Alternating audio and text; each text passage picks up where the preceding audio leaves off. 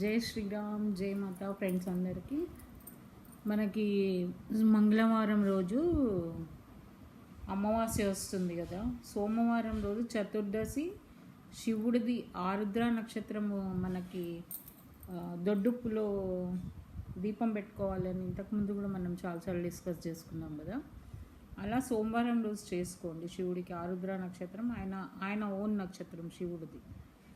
అయితే ఆ రోజు మంచిగా ఉప్పు, ఒక పాత్రలో ఉప్పు తీసుకొని ఇంకో పాత్రలో నెయ్యి కానీ నూనె కానీ తీసుకొని ఒత్తి ముట్టించి శివుడికి సంబంధించిన స్తోత్రాలు అవి అన్నీ చదువుకోండి.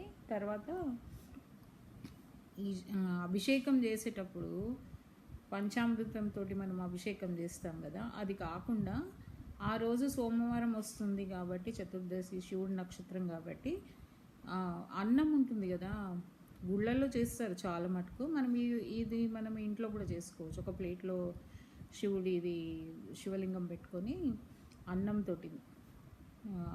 కొంతమంది అన్నంతో కూడా శివలింగం లాగా తయారు చేసి దానికి కూడా పూజ చేస్తుంటారు. మీకు అలా వీలైతే అలా చేసుకోండి. లేకపోతే శివుడికి అన్నంతో అభిషేకం లాగా చేస్తూ ఓం శివాయ నమః, శివోహం శివోహం, ఏది రాకపోయినా జస్ట్ పంచాక్షరి మంత్రం అంటారు కదా, అలా చేసుకొని శివుడికి అభిషేకం చేసుకొని పంచామృతంతో కూడా చేసుకొని మంచిగా ధ్యానం చేసుకొని మీరు ఒక 5 నిమిషాలు, ఇవన్నీ అయినాక ఒక 5 నిమిషాలు సైలెంట్గా కూర్చొని మెడిటేషన్ లాగా చేసుకోండి. జస్ట్ మన ఊపిరిని అబ్జర్వ్ చేస్తూ సుషుమ్నా నాడి నుంచి ఎలా మనము తీసుకుంటాము, ఇడా పింగళ నాడి మూసుకొని మనము చేస్తాం కదా, అలా చేసి కొంచెంసేపు బ్రీతింగ్ ఎక్సర్సైజ్ చేసి సుషుమ్నా నాడి. అప్పుడు ఏమవుతుంది, కొంచెంసేపు అట్లా చేసిన తర్వాత కొంచెంసేపు ఎడమ ముక్కుతోటి, కొంచెంసేపు కుడి ముక్కుతోని మనము గాలి పీల్చుకున్న తర్వాత మన లోపలే సుషుమ్నా నాడి కూడా యాక్టివేట్ అవుతుందన్నమాట. అది యాక్టివేట్ అయినప్పుడు 2 ముక్కుల్లోంచి మీకు గాలి తెలుస్తుంది. చూసుకోండి, అబ్జర్వ్ చేసుకోండి. మీరు ఒక 5 నిమిషాలు చేసినా కూడా మీకే తెలుస్తుంది.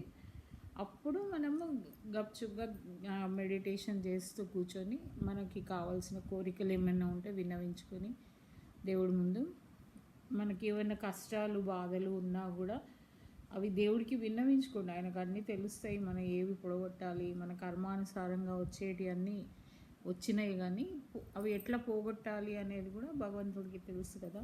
మన ప్రయత్నం మనం చేయాలి. ఎన్నో జన్మల నుంచి ఉంటుంది మనకి అది. మనం ఇప్పుడు అనుభవిస్తూ ఉంటాం. మనం అప్పుడు అనుకుంటాం అసలు ఏంటి, నాకు ఎందుకు వచ్చింది, నాకే ఎందుకు వస్తున్నాయి ఈ కష్టాలు అని. కానీ అట్లా ఉంటుంది, మనకి ఏదో జన్మలో ఏదో ఉంటుంది కాబట్టి అట్లా జరుగుతుంది అనమాట. సోమవారం ఇది చేసుకోండి.